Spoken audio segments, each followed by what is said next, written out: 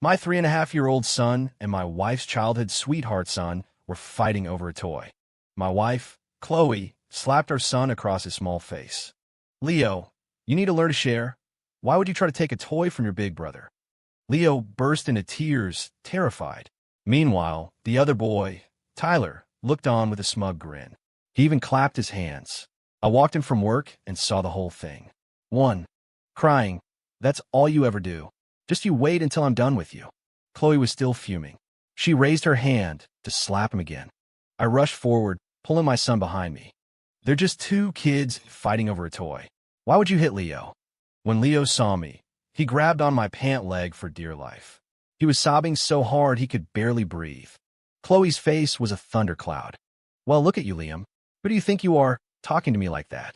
Seeing her arrogant expression, I couldn't hold back my anger any longer. Why can't I talk to you like that? You hit our son without even asking what happened, and I'm not allowed to say anything. I met her glare without flinching. My voice rose despite myself. Her face twisted in fury. Let's get something straight, Liam. I don't need you telling me how to discipline my own son. I knelt and pulled Leo into a tight hug. I rubbed his back, trying to soothe him. Leo's crying slowly subsided into shuddering gasps. Daddy, Tyler took all my toys, he choked out.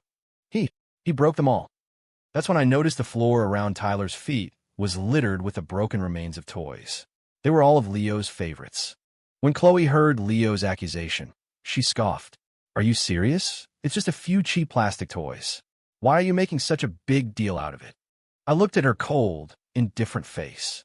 A bitter feeling settled in my stomach. I was done arguing with her. I picked Leo up and carried him to his bedroom. Seeing me walk away, a flicker of malice crossed Chloe's face. She scooped up Julian Vance's son, her voice softening. Come on, Tyler. Auntie Chloe will take you to buy some new toys. You can play with them however you want. The little boy snuggled into her arms, then shot a nasty, triumphant look toward Leo in the bedroom. Leo, who had just stopped crying, immediately burst into tears again. After they left, Leo wiped his eyes and looked up at me with his small, innocent face. Daddy, does Mommy not love me? Looking at his tear-streaked cheeks, my heart broke. It doesn't matter if Mommy loves you or not. Daddy will always love you. Daddy, I'll always love you too. Leo seemed exhausted and quickly fell into a deep sleep. 2. He frowned in his sleep, still troubled even in his dreams. I gently tucked the blanket around him. He mumbled, Daddy. In his sleep, I didn't think much of it and just patted his back lightly. He frowned again and called out, Daddy.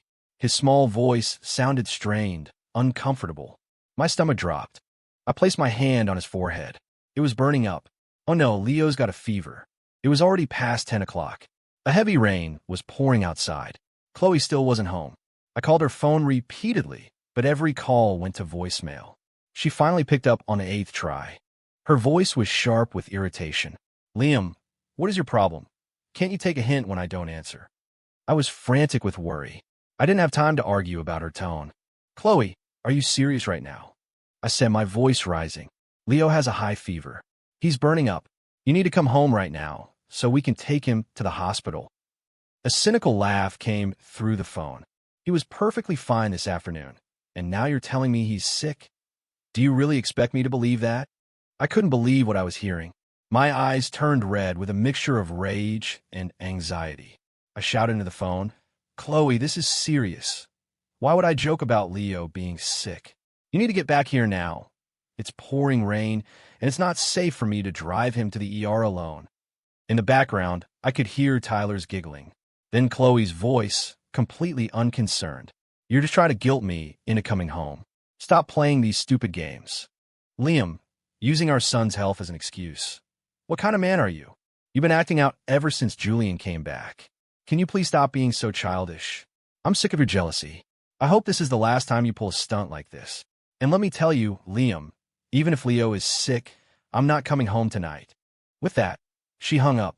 I stood there, feeling like I'd been plunged into ice water. Then a sudden, chilling calm washed over me.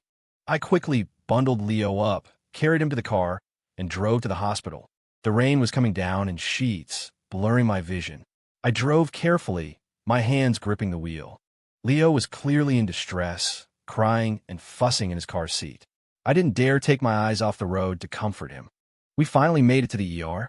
As I was at the pharmacy window picking up Leo's prescription, I saw Chloe rush in, frantically carrying Tyler.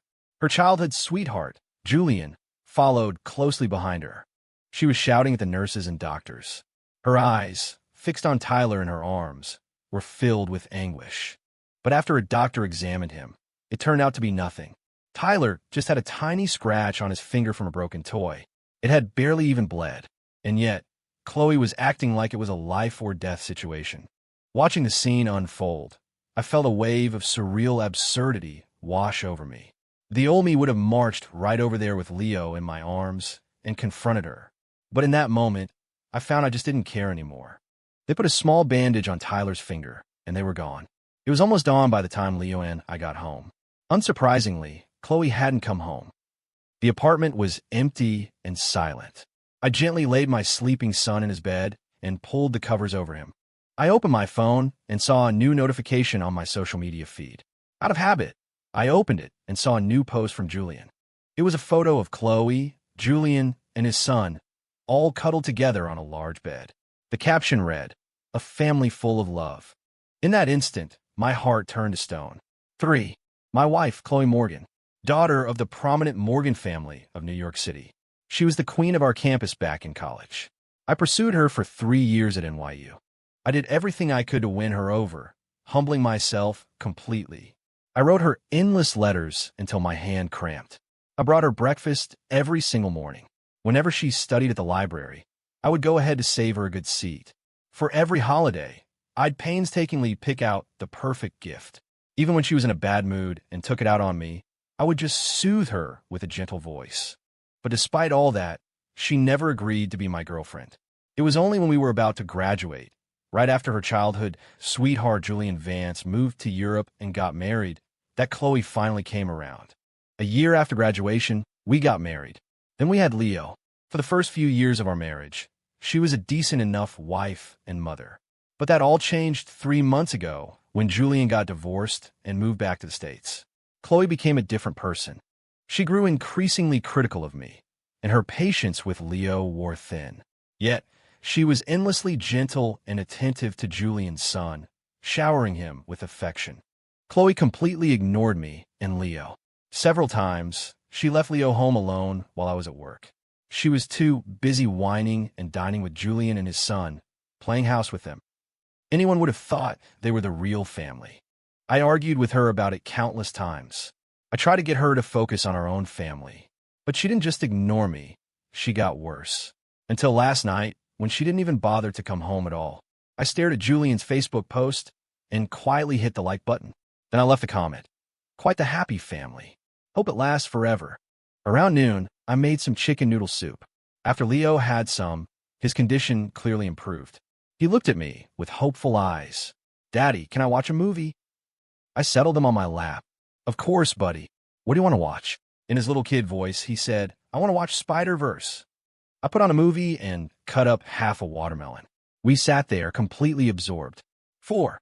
Just then, the front door opened. It was Chloe, and she wasn't alone. Julian and his son were with her. The moment she walked in, she stormed over to me, her face a mask of fury. "Liam, what the hell was that comment supposed to mean? How could you say something like that?" Her eyes were wide with anger and disbelief, as if I were the one who had done something wrong. Leo saw her and instinctively burrowed into my arms. I answered coldly, "What do you think it means? The 3 of you are sleeping in the same bed, and you have the nerve to ask me that." Julian stepped in. "Liam, is this really necessary? Chloe and I have known each other our whole lives. If anything was going to happen between us, it would have happened long before you were in the picture." My eyes hardened as I stared at Julian. "This is a conversation between my wife and me. Stay out of it." Chloe's face darkened, and she gritted her teeth. "Liam, Julian is just trying to talk to you. What is with this attitude?" Looking at her defending him, a fresh wave of disappointment washed over me. "Talk to me. He's in my home, in my face, meddling in my marriage, and you call that talking?" "Chloe, ever since Julian came back, you two have been attached at the hip. Have you for one second thought about how Leo and I feel?" Chloe's voice lost some of its force, and she avoided my eyes. Julian and I grew up together. He's divorced now and has no one. What's wrong with me helping him out a little? Julian looked at me with contempt. Chloe, if your husband is this petty, I don't see him amounting to much. I laughed, a harsh, humorless sound. Whether I amount to anything has nothing to do with you. With that, I took a step forward, closing the distance between us until I could feel his breath. My gaze was like a laser, pinning him in place. But you, an outsider, repeatedly trying to drive a wedge between my wife and me. What exactly is your game? Julian, holding his son, leaned back slightly. The smirk on his face grew more pronounced. What's the matter? Did I hit a nerve? You only married Chloe in the first place because you were after the Morgan family's money, weren't you? Chloe stood to the side, her eyes darting between me and Julian. She bit her lip, looking like she wanted to say something. In the end, she turned on me. Liam, that's enough. There's a limit to this jealousy. I snorted. Enough? So you carrying on with your childhood sweetheart is somehow my fault. The tension in the room was thick enough to cut with a knife. Tyler started crying, and Chloe immediately rushed to comfort him. Meanwhile, Leo was trembling in my arms, too scared to even look up. Chloe could never have imagined this. The old me would have done anything for her. If she said east, I'd never dare go west. She couldn't believe I was embarrassing her like this, right in front of Julian. Her chest heaved with fury. All right, Liam, I have had it with you. If you keep up this nonsense, we're getting a divorce, she shrieked. At this point, I was completely done with Chloe. All her energy was focused on Julian and his son. She didn't have a single thought for me or Leo. Was there any point in continuing a marriage like this? A few months ago, the word divorce would have shattered me. But now I felt strangely calm. Fine, let's get a divorce. My voice was low but unshakably firm. I've had enough of this sham of a marriage anyway. The only people in your heart are your childhood sweetheart and his son. To you, Leo and I are less than strangers. Chloe seemed stunned that I had agreed so easily. Her face flushed, then went pale. After a moment, she must have decided I was bluffing, calling her bluff with a strategy of my own. She turned to Julian, her voice softening. Julian, why don't you and Tyler just move in here? Neither of you knows how to take care of yourselves. I'll feel better if you're here with me. A flash of triumph crossed Julian's face, though he feigned reluctance. Are you sure? I wouldn't want Liam to get the wrong idea. He shot me a smug look as he said it. Chloe lifted her chin arrogantly. This apartment is my prenuptial property. It has nothing to do with him. I'll have whoever I want stay here. Only then did Julian nod. All right then. Besides, Tyler can't stand to be away from you. Right, buddy? Tyler, now back in Chloe's arms, immediately nodded. Yeah, I want to be with Mommy Chloe every day. I want her to make me yummy food. Chloe tweaked Tyler's nose gently. Of course, sweetheart. I'll make you something delicious in just a little bit. Hearing this, my son, Leo, buried his face deeper into my chest, his small body shaking with silent sobs. My shirt was already soaked with his tears. Watching their picture-perfect family scene made me sick to my stomach. I couldn't stand to be there another second. I picked Leo up and started for the door. Chloe's brow furrowed. Liam, where are you going? She yelled. My voice was ice. To make room for your new family. And starting today, let's get the divorce process started. I took a deep breath and continued. I'm taking Leo. He's the only thing that matters to me from this marriage. As for assets, we'll split everything according to the law. I'll have my lawyer draw up the papers. All you'll have to do is sign. I turned and walked away. Liam, Chloe's voice called out from behind me, trembling slightly. If you walk out that door, you will live to regret it. I didn't answer her. Holding Leo tight, I slammed the door shut behind me with a resounding crash. 6. The moment I opened the door, a blast of cold winter air hit me. Somehow, it felt warmer than the atmosphere inside that apartment. Leo lifted his head from my shoulder. His little face was stained with tears, but his eyes held a fear and helplessness far beyond his years. Daddy, where are we going? He asked in a small, stuffy voice. I stroked his head and said one word, home. As I drove, Leo hesitated before asking timidly, Daddy, are you and Mommy really getting a divorce? I nodded. If Chloe had been good to Leo, maybe I wouldn't have made this decision so quickly. But now, For both my sake and Leo's, this marriage was over. I noticed Leo didn't look sad, but almost relieved. I couldn't help but ask, Leo, if mommy and daddy get divorced, who would you want to live with? Without a moment's hesitation, he blurted out, with you, daddy, of course. I smiled and ruffled his hair. Then his face fell again. Mommy only loves Tyler. She doesn't love me at all. Mommy gives all the good things to Tyler. And if I say anything, mommy hits me. Looking at my 3-year-old son, his innocent face clouded with sadness, felt like a knife twisting in my heart. I fought back the burning in my eyes and made him a promise. Leo, from now on, daddy will never let anyone bully you again. Leo nodded, his expression serious. About half an hour later, I pulled up to a sprawling estate in Greenwich. This was the house I grew up in. My mother passed away from an illness 4 years ago. I hadn't been back since, partly because I was too busy with work, and partly because I was afraid of the painful memories. I am a son of Arthur Cross, the wealthiest man in New York City. My father believed in a philosophy: spoil the daughter, discipline the son. Before college, my monthly allowance never exceeded $100. From elementary school on, he sent me to boarding schools and paid me little attention. It wasn't until college that my allowance was raised to $500 a month. Throughout my entire education, I lived on a tight budget. As a result, my relationship with my father was incredibly strained. When I was 15, he brought home his mistress and his 10-year-old illegitimate son. My mother, enraged, divorced him and moved to Europe. But she would come back to the States for a while every year to be with me, until she died in a foreign country 4 years ago. My resentment towards my father reached its peak. Our relationship froze over completely. 4 years ago, I was angry with my mother for not coming to my wedding. It was only later that I found out she was already bedridden. My father didn't come either. He had wanted to arrange a strategic marriage for me. I refused. I didn't invite him, and he showed no intention of coming. I knew he had always looked down on me, and he probably looked down on the Morgan family even more. 7. As Leo got out of the car, he gasped at the sight of the enormous mansion. Wow, this house is huge. I picked him up and stroked his head. Leo, this is where Grandma and I used to live. From now on, this is our home. Leo let out a cheer. Really, Daddy? I gently pinched his nose. Of course it's real. Daddy never lies to you. Leo threw his arms around my neck and planted a kiss on my cheek. Yay, Daddy. I pushed open the heavy front door. An elderly woman was watering plants in the foyer. I called out softly, Elena. Elena was the only housekeeper in the mansion. Years ago, my father had a staff of more than a dozen here. But my mother preferred a quiet life. She let everyone go except Elena. Elena had been the one to take care of us my whole life. Hearing my voice, her body stiffened. When she turned and saw me, her eyes immediately welled up. Her voice trembled. Young Master Liam, you're back.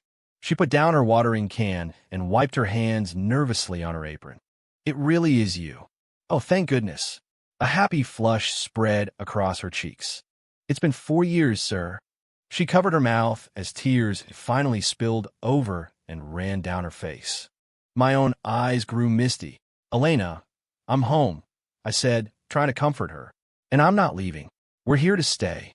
She kept wiping at her tears, her voice choked with emotion. Good, good. It's so good to have you home. I'll go get your old room ready. I set Leo down. Leo, say hello to Mrs. Elena, I prompted, holding his small hand. Leo blinked his big eyes, looking at Elena with curiosity. In his sweet, childish voice, he said, Hi, Mrs. Elena. That was all it took. The tears Elena had just managed to stop began to flow again. Hello, little master, she said with a watery smile. What a polite young man. This is the first time I've ever seen him. I led Leo inside the house. He was bursting with excitement. He ran up and down the grand staircase, exploring every corner. Watching him so full of joy, a warmth spread through my chest. Elena followed behind me. She chattered on about funny stories from my childhood, her eyes constantly drifting to Leo, filled with affection. Master Liam, after you and your mother left, it was just me here. The house was so cold and empty. But now that you're back with the little master, it finally feels alive again. Just then, Leo came running down the stairs. He was holding an old toy, shouting excitedly, Daddy, look what I found. It was a gift my mother had bought for me for my birthday when I was a child. I couldn't believe it was still here, perfectly preserved after all these years. I took the toy from him, and memories came flooding back. Those happy days with my mother felt like only yesterday. But now, she had been gone for 4 years. A week later, just after I woke up, Elena knocked on my door to tell me that my father was waiting for me in the study. After I washed up and got dressed, I walked out of my room and overheard Leo talking with Arthur Cross. "You must be Leo." "Yeah." "How did you know? Who are you?" "I'm her daddy's daddy." "Can you guess who that makes me?" "You my grandpa?" "No, that's not right. I don't have a grandpa." My father's tone turned slightly sharp. "Did your father tell you that you don't have a grandpa?" "Uh-huh." "Well, Grandpa was very busy with work and couldn't come home for a long time. That's why you didn't have a grandpa. But now Grandpa is home. So now you have a grandpa." Leo asked curiously. "Are you really my grandpa?" "Of course I am." I walked into the study and saw my father sitting at the large mahogany desk. I hadn't seen him in years. He looked much older. His hair was peppered with gray, but his eyes were as sharp as ever, holding the keen edge of a man who had dominated the world of business for decades. Standing behind him was a man in a crisp suit with a buzz cut. He had a plain, unremarkable face, the kind of man you wouldn't look at twice in a crowd. But anyone who truly knew my father understood how dangerous this man was. His name was Cole, Arthur Cross's #1 bodyguard. His combat skills were legendary. Over a decade ago, my father was ambushed in the Midwest by a dozen armed men. Cole single-handedly took them all down. It made him a legend. I gave Cole a slight nod, a silent greeting. I turned to my son. "Leo, why don't you go find Elena? You can skip preschool today and just have fun at home." Leo cheered and scurried out of the room. I stared at my father, who had aged so much, and spoke coldly. "What are you doing here?" He took a sip of tea before answering. "I heard you're having trouble with that Morgan girl. Getting a divorce. What's it to you?"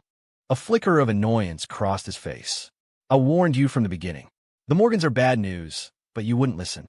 In 2 weeks, Morgan Industries is set to sign a $500 million contract with a foreign company.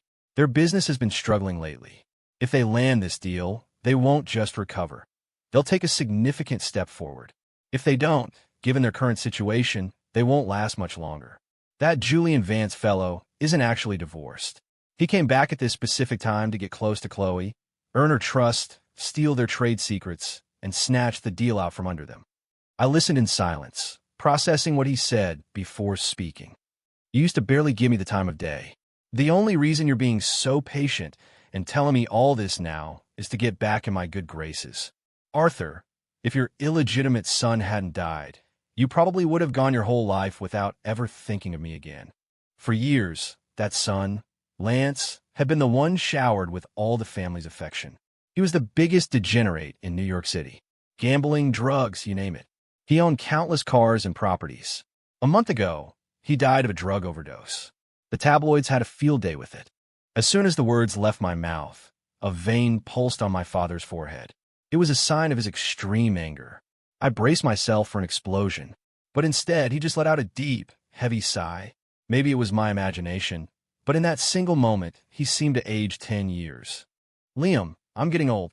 I know you've held a lot of resentment towards me over the years, but the Cross Empire ultimately needs a Cross to run it. It's time for you to come back to the company."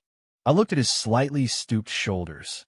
A complicated feeling stirred within me, but the years of accumulated anger made it impossible for me to simply give in. "Come back to Cross Industries. You think it's that easy for me to just forget the past? My mother died alone in a foreign country without a single family member by her side. Where were you then?" I sneered, my words dripping with sarcasm. He slowly stood up, a pleading look in his eyes. "I know I failed both of you. I will spend the rest of my life making up for what I owe you. If you won't do it for yourself, at least think of Leo." At the mention of Leo, I fell silent. Right now, I was the general manager of a successful tech company, but I could only provide Leo with an upper-middle-class life. Compared to the vast commercial empire of Cross Industries, it was nothing. Besides, if I didn't take over, the family fortune would eventually fall into the hands of that mistress. The thought calmed me down. I spoke slowly. "Give me 1 more year. I just made general manager. I need more time to polish my skills. This year would also give me a chance to figure out just how deep the waters at Cross Industries really were." If I dove in headfirst now, I could easily drown. My father didn't object, but it was clear his mood had improved considerably. We had reached a preliminary understanding. He didn't say much more. He didn't leave right away, either. Instead, he stayed and played with Leo. He didn't leave until Leo finally called him Grandpa. He left with a smile on his face, but he left Cole behind. During this time, I had the divorce papers sent to Chloe. After several heated phone calls, she still refused to sign. She screamed at me that if I insisted on a divorce, I would regret it. I couldn't understand it.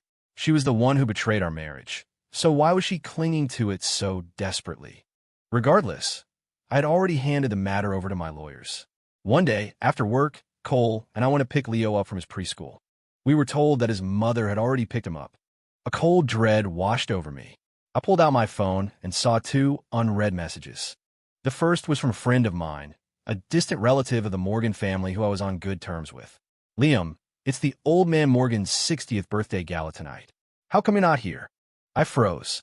Even though Chloe and I were in the middle of a divorce, I was still officially their son-in-law. Her father's 60th birthday, and I hadn't heard a single word about it. The second message was from Chloe. Liam, if you hadn't been so pathetic and desperate for me in college, Julian never would have left the country and gotten married in the first place. You were nothing but my little simp. Whether we get divorced or not is up to me. You want a divorce so badly? Well, I'm not going to give you what you want. You care so much about your precious son, don't you? Let's see how much you can stand to see him suffer. Attached was a video. I clicked play. My vision narrowed, my eyes locked on the screen. It was filmed on Chloe's phone. She slapped Leo hard across his small, innocent face. I told you to eat your dinner properly. This suit for Uncle Julian was custom-made for over $20,000, and you deliberately spilled soup all over it. I'm going to teach you a lesson today. Leo was crying hysterically. I didn't mean to. Mommy, please don't hit me. Talking back to me? Get on your knees. Get on your knees and apologize to Uncle Julian right now. Leo's eyes were wide with terror, his whole body shaking. Under Chloe's force, Leo was pushed to the floor and forced to bow his head again and again. I'm sorry. I didn't do it on purpose. Julian sat there, a smug look on his face. His son, Tyler, stood beside him, clapping and cheering. My eyes were bloodshot.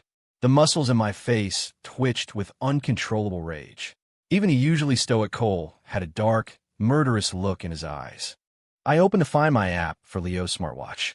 It showed his location, the Astoria Grand Hotel. I forwarded the video to my father, along with a single text message. Arthur, if you're not at the Astoria Grand in 30 minutes, don't expect me at your funeral. Cole and I raced to the hotel. We made it in 15 minutes. We entered the grand ballroom. I immediately saw Chloe, Julian, and Tyler sitting together at a table, laughing and talking. A perfect, happy family. Meanwhile, my son Leo was on the floor, forced to eat scraps of food with his hands. My mother-in-law saw me and sneered. Well, Liam, what kind of son-in-law are you, showing up this late? You have absolutely no class. My face was a stone mask as I strode towards the main table, ignoring her. Seeing me ignore her was a public slight. She gritted her teeth. Liam, are you deaf? I guess it's true what they say. You can't buy good breeding. When Chloe and I got married, almost no one from my side of the family attended. Because of that, my mother-in-law had always looked down on me. She never thought I was good enough for Chloe. She couldn't resist taking a jab at me whenever she had the chance. Old man Morgan frowned. Liam, you have a nerve to be fighting with Chloe over a divorce. This is my 60th birthday party. Who invited you? Did I say you could come? My mother-in-law's eyes lit up, and she let out a scornful laugh. So that's it. The loser shows up late because he wasn't even invited. Do you have any shame at all? Chloe's brother, Kyle, chimed in venomously. Liam, since you weren't invited, stop embarrassing us and get the hell out. The Morgans had never respected me. They always thought I was beneath them.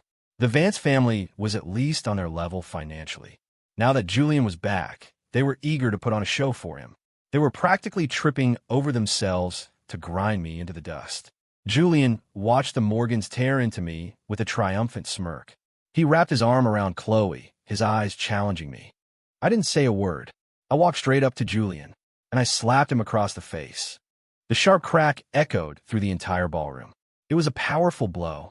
Julian's head snapped to the side, and a bright red handprint immediately blossomed on his cheek. He clutched his face, his eyes wide with disbelief. He never imagined I would dare to touch him in front of everyone. His head was ringing. It happened in a flash. No one could have predicted that Liam Connor, the meek, accommodating son-in-law, would do something so outrageous in public. The entire ballroom fell silent. Chloe was the first to react. She shot to her feet, her eyes blazing with fury. "Liam, are you insane? How dare you? You get down on your knees and apologize to Julian right now." I laughed coldly. Apologize? Apologize for what? I swung my hand and slapped her across the face. "You two trash. You dare to make my son kneel. Who the hell gave you the nerve?" The force of the slap sent Chloe stumbling backward. She fell to the floor in a heap. Her hair was a mess, her perfect makeup ruined by tears and rage. How could he? For the first time, I felt like a complete stranger to her. A collective gasp went through the crowd of guests. Some covered their mouths in shock, unable to believe what was happening. The Morgan family was livid, jumping to their feet and screaming accusations at me. The ballroom erupted into chaos. Chloe's brother, Kyle, his eyes filled with hate, grabbed a wine bottle and charged at me. But old man Morgan grabbed his arm and held him back. "Liam, I didn't want to get involved in your business with Chloe, but causing a scene like this at my party. You've made things very difficult." I sneered. "Difficult? If it's so difficult, then let's just end the whole damn thing." Then, as the entire room watched in stunned disbelief, I grabbed the edge of the head table and flipped it over. Plates, glasses, and silverware crashed to the floor. Food and wine flew everywhere. The Morgans seated at the table were drenched in soups, wine, and gravy. Every single one of them. They were an absolute mess. My condescending mother-in-law got the worst of it. A tureen of expensive, scalding hot lobster bisque poured directly over her head. She let out a blood-curdling scream and began writhing on the floor. Audacious, absolutely, unbelievably audacious. The other guests were speechless. The Morgan family was a major player in the city. When they were first starting out, they were known for their ruthless, anything-goes methods. Even the criminal underworld gave them a wide berth. And now, their son-in-law was trashing the patriarch's own birthday party. It was like spitting in the face of a lion. Old man Morgan's eyes were bulging with fury. He looked like he wanted to eat me alive. "He's lost his mind. Get him! Somebody kill this bastard!" Kyle, who had been waiting for the signal, charged at me again, swinging the wine bottle. Behind me, the plain-faced Cole moved. He shot out a foot, catching Kyle square in the stomach. Kyle grunted as he flew backward, crashing into a neighboring table and sending it splintering. He was out cold. I looked at my son and said softly, "Leo, close your eyes." He obediently covered his eyes with his small hands. With no more reservations, I grabbed the utterly bewildered Julian and started beating him mercilessly. "You want to be shameless? Fine, I'll help you." My fists landed again and again. In moments, his face was swollen like a pumpkin. Tyler tugged at my pants, crying and screaming. "Stop hitting my daddy. Stop hitting my daddy." Chloe scrambled towards me like a wild animal, trying to pull me off, but I backhanded her away. She collapsed on the floor. Blood trickled from the corner of her mouth as she glared at me with pure hatred. "Liam, you're crazy. Have you thought about how this is going to end?" Hotel security guards rushed over and surrounded us. But any guard who got close to me was taken down by Cole with a single, efficient move. Not one of them got back up. Everyone was stunned. Was this guy even human? The remaining guards exchanged nervous glances, not daring to advance. Old man Morgan furiously smashed an expensive bottle of wine on the floor, his eyes blazing. "All of you get him. I want this animal crippled." At the patriarch's command, the rest of the Morgan clan grabbed bottles and chairs and rushed forward. But they had severely underestimated Cole. He moved through them like a ghost. In no time, a large number of them were on the floor, groaning. The ballroom was a war zone, with half the guests writhing in pain on the ground. I was tired. I picked up Leo and held him close, whispering words of comfort. Chloe stared at the carnage, her face as white as a sheet. For the first time, a flicker of regret appeared in her eyes. The patriarch calmly pulled out his phone, his eyes still locked on me. You just wait, Liam. If I don't destroy you today, my name isn't Morgan. My mother-in-law had managed to get to her feet and was pointing at me, shrieking curses. Liam, you bastard. You've ruined the Morgan family.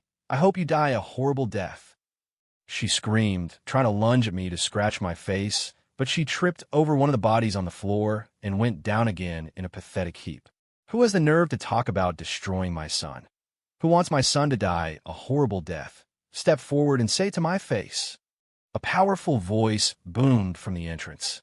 Every head in the room snapped toward the doorway. A collective shockwave went through the crowd.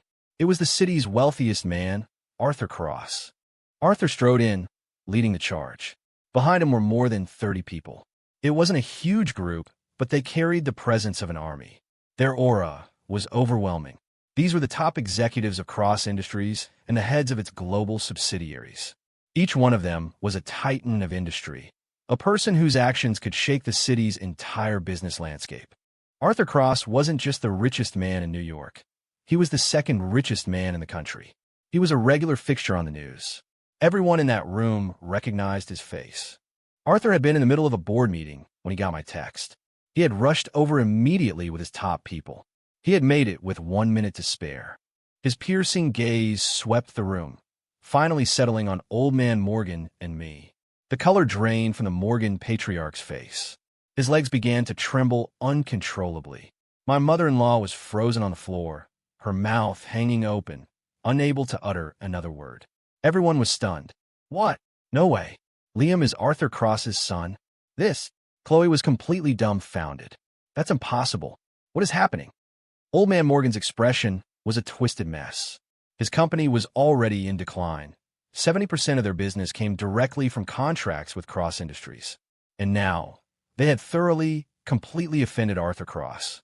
The patriarch finally realized the sky was falling. He was consumed by a regret so deep it felt like it was eating him alive. Arthur walked over to my son, knelt, and smiled gently. Come here, Leo. Let Grandpa hold you.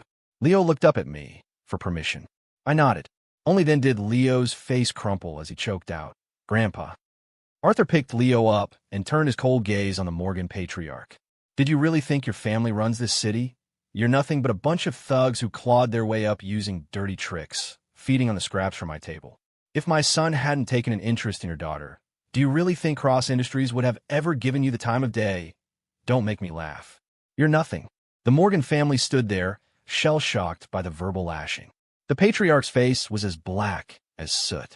But facing Arthur Cross, he didn't dare say a word.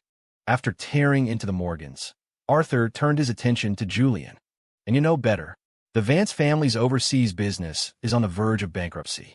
To save yourselves, you decided to go after the Morgans' $500 million deal. Your family sent you here to get close to Chloe, to steal their proposal and their bottom line. If I'm not mistaken, your family is about to close that deal for yourselves, aren't you? The signing ceremony the Morgans had planned in 2 days was never going to happen. You've already bought your plane ticket back to Europe, haven't you? The moment Arthur finished, Julian, who had been playing dead on the floor, shot up. His voice trembled. You're lying. That's not true. Every eye in the room was now fixed on him. Julian looked around wildly, completely losing his composure. He scooped up his son and made a run for it, but he was immediately tackled and held down by members of the Morgan family. Seeing this, no one had any doubt left. This was a stab in the back of the highest order. Stealing a man's livelihood is like murdering his parents. 13. Chloe completely lost her mind. She threw herself on top of Julian, scratching and hitting him. You bastard. I'll kill you. The Morgan patriarch's eyes were blazing. He turned to Julian and roared. You backstabbing snake. You dare to plot against my family. Julian's face was covered in bloody scratches from Chloe's nails as he struggled. At this point, he knew there was no use denying it. He started laughing maniacally. So what if I did? You Morgans are so high and mighty all the time. This is just you getting what you deserve.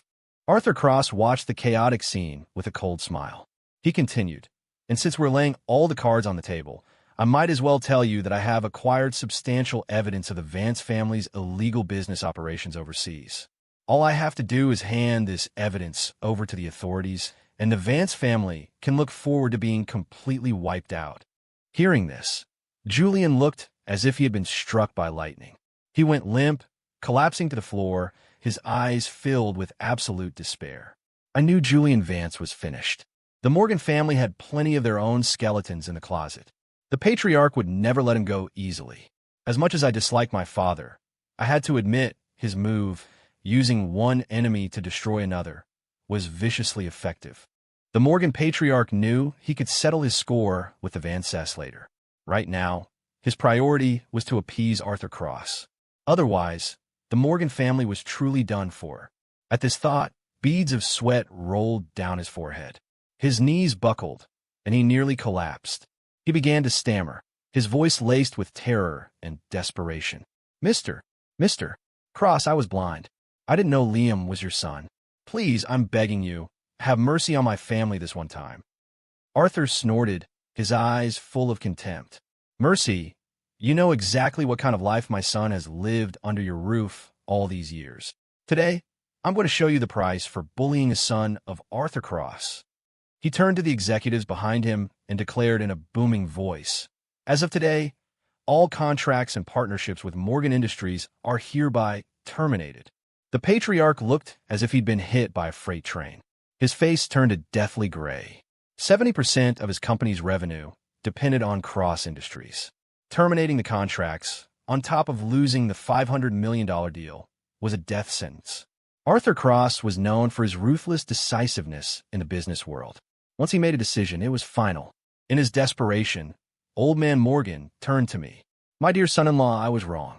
I'm so sorry for how we treated you, for all the pain we caused you over the years. I'm begging you, please ask Cross Industries to spare us. Begging me now. Where was this attitude before? I just stared at him, my face an impassive mask. The patriarch then turned to his daughter. Chloe, go talk to Liam. He loves you so much, he'll listen to you. Chloe finally snapped out of her stupor. She scrambled over to me, her eyes pleading. Liam, he tricked me. I swear, I know I was wrong. Let's not get a divorce. I promise I'll be a good wife to you from now on. I shove her away. She collapsed onto the floor. I looked down at her, my voice laced with venom. Get lost. 14. Chloe's face was pale, but she quickly crawled back, grabbing onto my leg and sobbing. Liam, please, for Leo's sake, just forgive me this one time. I swear, nothing ever happened between me and Julian. I'll cut him out of my life completely, I promise. I kick her away. You have a nerve to bring up our son? I roared. Do you think you're worthy of even saying his name?